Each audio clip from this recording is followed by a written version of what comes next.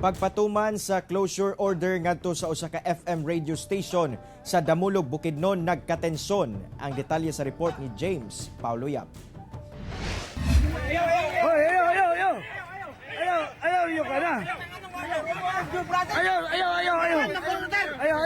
Sa viral video nga gi-upload ni Ramil Agramon sa social media, makita ang kagubot dihang gipatuman ni Mayor Melino Buro sa Damulog, Bukidnon ang closure order sa usa ka FM radio station sa lugar na illegal kuno nga naga-operate.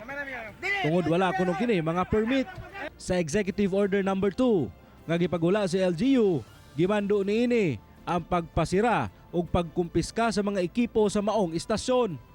Butang nga gibabagan sa mga empleyado sa maong FM station. Naay isa ka personnel personnel nga appeal sa Big FM nga during sa confiscation nagbuhi siya mga words nga nagstorya against sa mga LGU personnel nga nagpahigayon ni ining confiscation sa ilang mga radio materials and paraphernalia.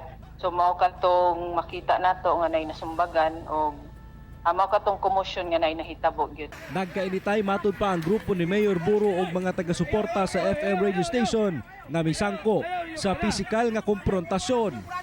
Hinuon dali kini nga napakgang sa kapulisan. Gibarugan ni Mayor Buro nga igo lamang silang nagpatuman sa balaod sa pagpasirado sa maong radio station. Tanan mga gibuhaton dinhi sa Damulog ako din pamamayan.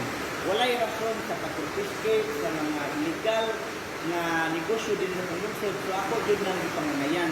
Wala pa'y komento ang National Telecommunications Commission kung NTC-10 sa maong insidente. Ako, si James Paulo Yap para sa One Mindanao.